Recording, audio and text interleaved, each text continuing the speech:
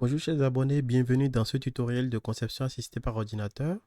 Il s'agit bien entendu de l'exercice 3 de notre série de conception de la partie 1 qui sera sur Fusion 360 comme d'habitude, dont il est question de modéliser ce pignon sur le logiciel Fusion 360. D'accord, ce pignon qui est composé d'un nombre de dents de 18, d'un module de 3. Avec ces deux informations, on peut avoir le diamètre primitif qui est de 54. On connaît aussi la largeur de la dent et le diamètre de l'alésage. Du coup, avec ces informations, nous allons modéliser ce pignon et nous allons le faire de manière très simple et rapide dans Fusion 360 parce qu'il y a une bibliothèque qui nous permet justement de modéliser des pignons dans Fusion 360 de manière simple, efficace et rapide. Pour cela, nous irons dans Nouvelle conception, nous irons dans Utilitaire. Dans Utilitaire, nous irons dans Complément, Complément, Script et Complément. Alors après, nous irons dans SpeedGUI, c'est-à-dire engrenage droit. D'accord? Et nous allons renseigner les informations de notre pignon. Alors ici, nous allons entrer 3 qui est notre module. Le nombre de dents dans notre cas, elle est de 18. D'accord? On va renseigner les autres informations également. Ça, on va le mettre à 58,5.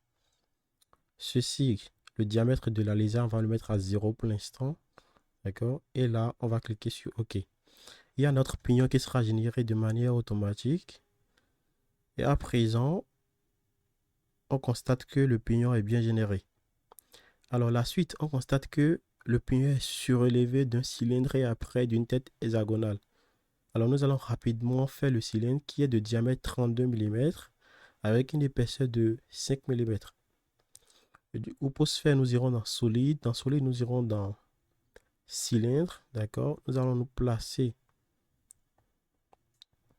sur ce plan. D'accord. Sur cette face. Et nous allons nous placer au centre. On va entrer 32 mm comme diamètre. Et on va surélever de 5 mm.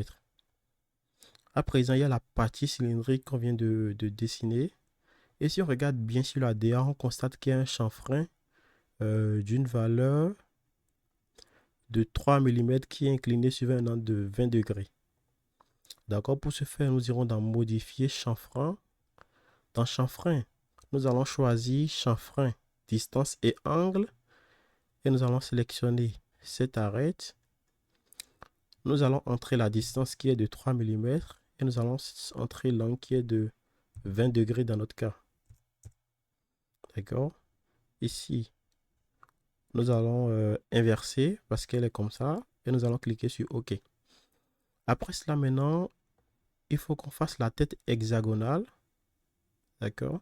Du coup, nous allons cliquer sur cette face et nous allons faire une esquisse. Alors, nous irons dans Créer. Créer, nous irons dans Polygone. Polygone, nous allons choisir Polygone circonscrit.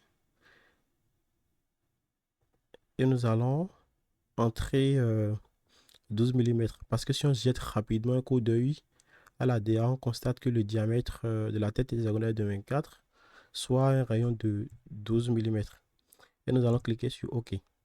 Jusque là, on constate que notre esquisse est encore bleu, ce qui veut dire que ce n'est pas encore totalement contraint. Du coup, nous allons appliquer une contrainte de verticalité et l'esquisse se met en noir. À présent, nous pouvons faire terminer l'esquisse, d'accord? Et nous pouvons extruder, c'est-à-dire raccourci E sur votre clavier. On va extruder suivant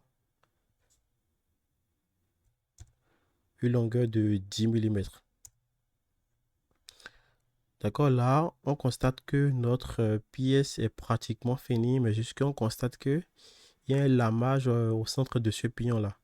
Du coup, nous allons rapidement réaliser le lamage et pour ce faire, nous irons dans perçage. Dans perçage, nous allons choisir cette face et nous allons nous placer au centre de cette face. D'accord? Alors, nous allons choisir ici lamage. D'accord? Et ici, nous allons entrer alors type de lamage, extrémité, oui. Alors, nous allons faire à travers tout. D'accord? Objet à découper. Référence. Distance. Ici, nous allons sélectionner tout. D'accord? Ici, nous allons entrer. Nous allons rapidement jeter un coup d'œil à notre DAO. Cette distance, elle est de 15 mm. D'accord? Ici, nous allons entrer 15 mm. Ici, nous allons entrer la tête de la mage. Elle est de 20 mm. D'accord? Ici, nous allons entrer 20 mm. Ici et ici, elle est de 10 mm. À présent, il y a notre lamage qui vient d'être effectué. Nous pouvons cliquer sur OK. D'accord? Là, on constate que le lamage a été bien effectué. D'accord? Et là, on vient à la fin de notre conception, tout simplement. On a réalisé le pignon avec le lamage et tout ce qui va avec. J'espère que vous avez pu réaliser. Dites-moi dans les commentaires les difficultés que vous avez eues ou vos questions dans les commentaires.